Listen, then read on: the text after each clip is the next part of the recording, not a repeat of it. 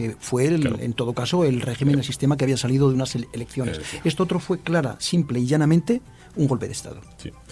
Entonces ahí lo que ocurre en esos años, que es un poco lo que también queríamos hablar hoy, o quería yo hablar, es que en esos 3 años pasan muchas cosas, ¿no?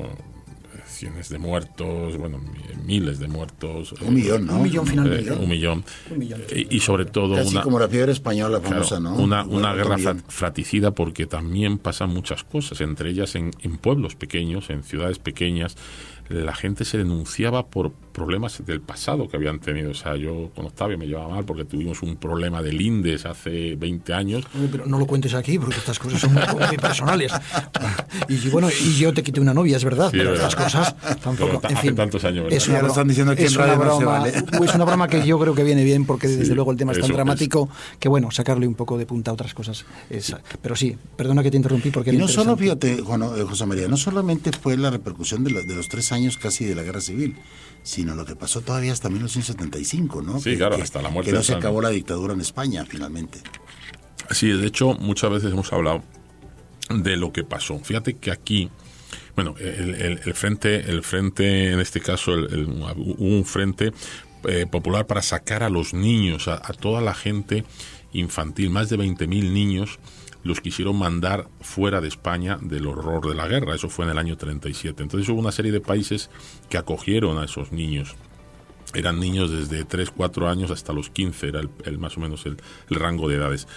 Entre ellos, pues hubo una cantidad de países como Francia, que acogió a 5.000, Rusia, que acogió también otros 5.000.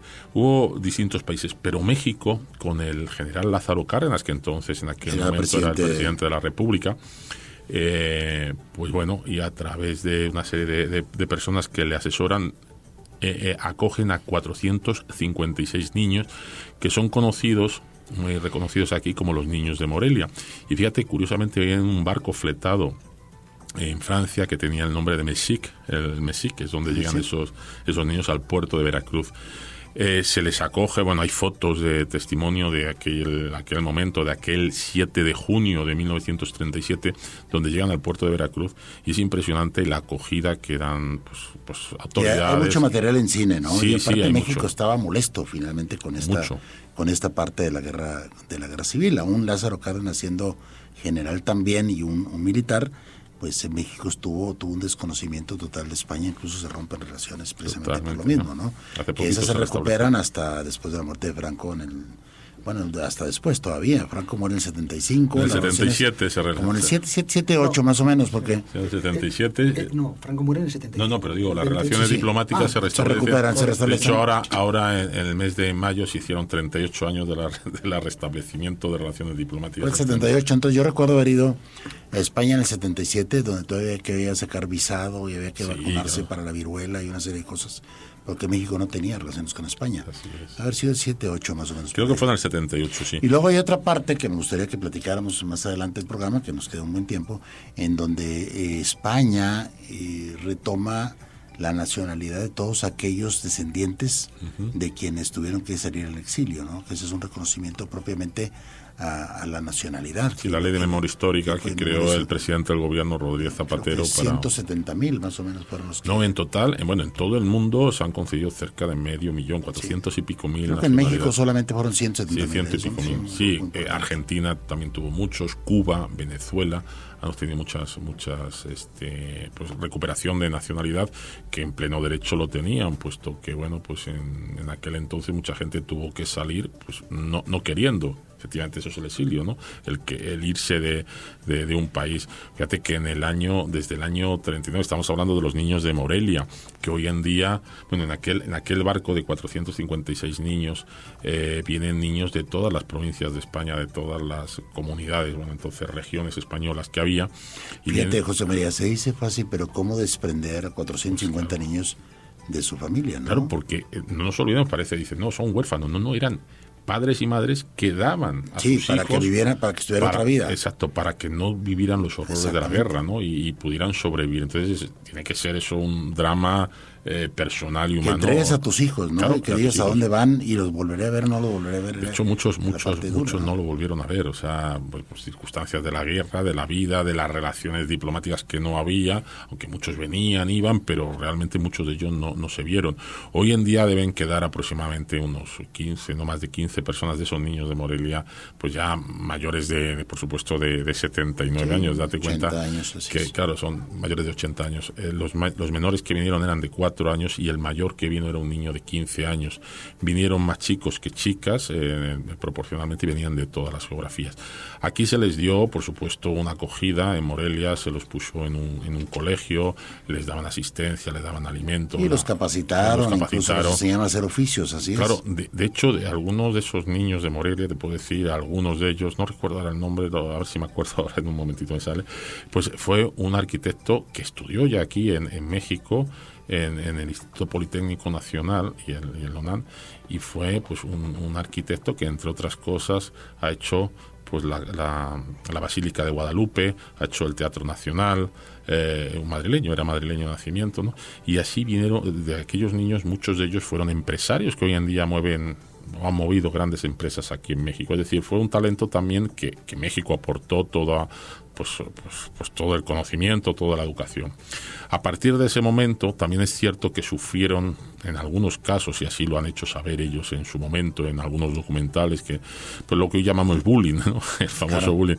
Un poco pasando ya la euforia de traer al exilio a estos niños y acogidas, pues bueno, finalmente también el pueblo mexicano, que en algunos momentos también pasaba necesidades, decían, bueno, porque estos niños tienen que tener más que yo, si yo soy mexicano. En fin, había un poco de todo, pero en definitiva yo no he escuchado a ningún de los documentales que hemos escuchado y que hemos visto, a ningún de esos niños de Morelia que hable mal del país de acogida. Todo lo contrario, siempre han estado agradecidos con las dificultades que tienen. Yo Finalmente creo que México formaron siempre familias y demás. se distinguió, y no solamente por los niños de Morelia también, Sí, por el sino exilio. después por el mismo exilio de tanto español, que no solamente fue en la parte del manejo de oficios, etcétera, sino también la parte intelectual de España.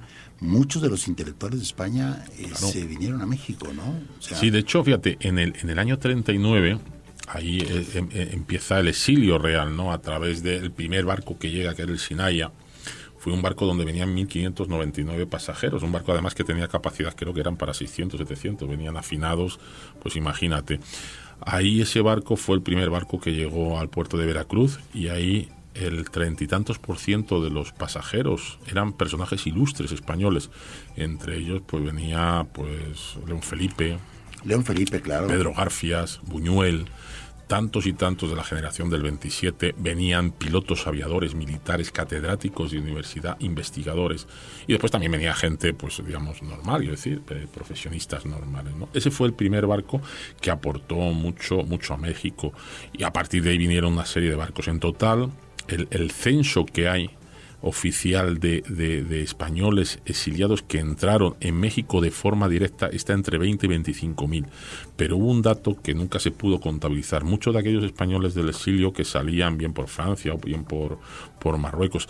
No sé si recuerdas a Felipe Sanz, que estuvo aquí con nosotros hace Sí, claro. un año, yo creo ya, que su mamá pues fue esa exiliada que vino aquí, que ayudó a Que tantos. ella venía,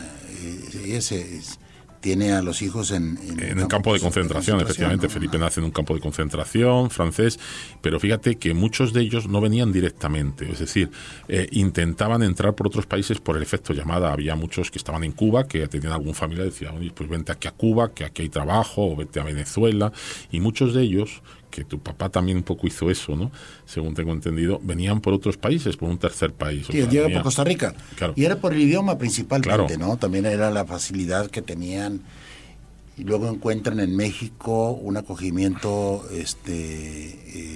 pues atractivo para ellos, porque el caso, por ejemplo, de mi padre se viene porque aquí estaban los papás de Plácido Domingo. Bueno, ya estaba Plácido había nacido en Madrid, se vino de 5 años.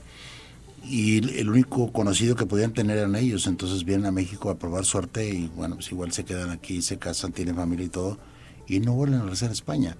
Y separan no solamente eso, mi padre tenía, por ejemplo, un hermano hombre, Martín, que lo fusilan teniendo 20 años, su hermano único hombre, y tenía 5 hermanas. Entonces a esas mujeres lo que hacían es que se las llevaban a Francia, a los campos de concentración, las tenían ahí.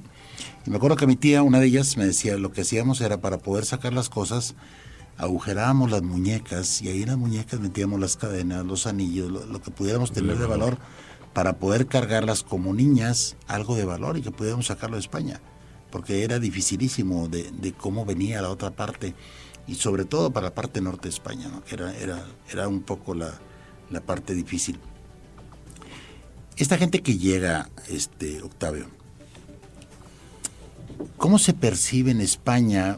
Por ejemplo, a ti te toca vivir una época en donde tú naces en España, te toca vivir el franquismo en tu inicio de preparación, de estudiar, etcétera. ¿Cómo cambia la historia dentro de España cuando se vive con Franco y cuando se vive sin Franco? Yo recuerdo, por ejemplo, en la parte norte de España, bueno, ahí se vuelve a abrir otra vez las icastolas, donde se enseña la euskera, en donde se vuelve a reconocer la icurriña, que es la bandera de los vascos. Hay un reconocimiento de las partes autonómicas, pero ¿cómo se vive en ese momento? ¿Cómo es diferente? Es una pregunta que es compleja y es interesantísima, porque es un tema, se habla mucho del franquismo y del posfranquismo, pero no se habla un poco esa razón, esa transición desde el punto de vista un poco personal. Yo, claro, es una opinión lo que yo te puedo dar, y igual que la mía puede haber otras muchas absolutamente dispares. España, en los últimos años del franquismo, a partir de yo diría, Franco muere en el año 75, yo diría que entre el año 65 y 75, España ya no aguantaba, España reventaba. Una decadencia, ¿no? España reventaba, pero reventaba porque ya la gente joven venía impulsando. La gente joven española ya en ese momento ya podía leer, ya tenía radios, ya había televisiones, ya tenía información, ya venía a España el turismo, y bueno, nos estábamos dando cuenta de que si queríamos ver una película un poco moderna, un poco abierta, tenías que ir a Francia. Si querías ver una revista que en Europa los medios estaban que en Europa se leía, que en Europa claro. cualquier tipo de... O sea, todo el mundo era consciente, por poner un ejemplo, que al alcalde de tu pueblo la gente vota y elige al alcalde. En España no, el alcalde lo elegía Franco a dedo. Es decir, la gente ya empezó a tomar conciencia, porque ya la guerra ya empezó a verse un poco lejos. Las nuevas generaciones se dieron cuenta de que había una opresión, y eso ya no, la gente ya se sublevaba. Y no olvidemos que en ese periodo de tiempo las universidades en España eran verdaderos focos de oposición al franquismo. Es cuando surgen las comisiones obreras, los sindicatos, es cuando surge, bueno, desgraciadamente, pero bueno, es una fase de la historia española que hay que reseñar. En el País Vasco surge ETA, surge el FRAP, movimiento trotskista de tipo anarquista y terrorista, surge el Garapo, en fin, España ya reventaba. En Europa ya había partidos políticos y España quería ser Europa. Y yo soy de la opinión que en España se retrasó todo un poco porque estaban viendo que Franco moría y quisieron preparar la transición tranquilamente hasta que Franco muriera, porque les daba miedo porque hay una cuestión importante. En España, en ese periodo de tiempo entre el año 70 y 75, el único partido que en España existía y existía con fuerza era el Partido Comunista. El Partido Socialista de Felipe González en España no existía. No existía. Existía solamente el Partido Comunista, que desde el exilio con Santiago Carrilla estaba en contra del comunismo. Sí, y Carabanchel, y la cárcel de Carabanchel estaba llena de los sindicalistas de comisiones obreras. Ahí estaba. La cárcel de Carabanchel es la cárcel más conocida de Madrid. Ahí estaba Marcelino Camacho, en fin, todos los líderes importantes, y había una presión internacional. Entonces el régimen empieza a caer. Lo único que por parte de toda Europa, todo el mundo, les dio miedo que el cambio fuera al Partido Comunista, entonces dejaron morirse a Franco tranquilamente, pero España ya reventaba aquello. Y yo, pues en aquel tiempo, como joven que era, con 19, 20, 21 años, pues puedo decirte que, por ejemplo, la Universidad de Valladolid, el último año, se paralizó, se suspendió el curso porque aquello, el sistema no podía permitir que día sí y día también, aquello eran manifestaciones constantes en la calle, exigiendo ¿qué? Exigiendo libertad y exigiendo amnistía. amnistía para los presos políticos que simplemente eran estudiantes que salían a la calle a exigir libertad de cátedra, que hubiera becas. Claro. Es decir, lo que quería, la gente solamente quería normalizar España a Europa. Y eso pues lo vivimos con mucha fuerza. Es decir, a España la democracia no nos la regaló Franco, no nos la regalaron los políticos, fue una exigencia de los ciudadanos, fundamentalmente de la gente joven, que por otra parte es el sector dinámico de la sociedad, y aquello ya de una forma u otra. Que ya exigía, ya tenía una dictadura vieja, ¿no? Finalmente, Franco ya iba en plena decadencia. Claro, no es pensable, o sea, no es creíble que precisamente en aquel momento, bueno, pues la figura del rey, pero no olvidemos que al rey le puso Franco, Sí, porque claro. en España la monarquía había desaparecido.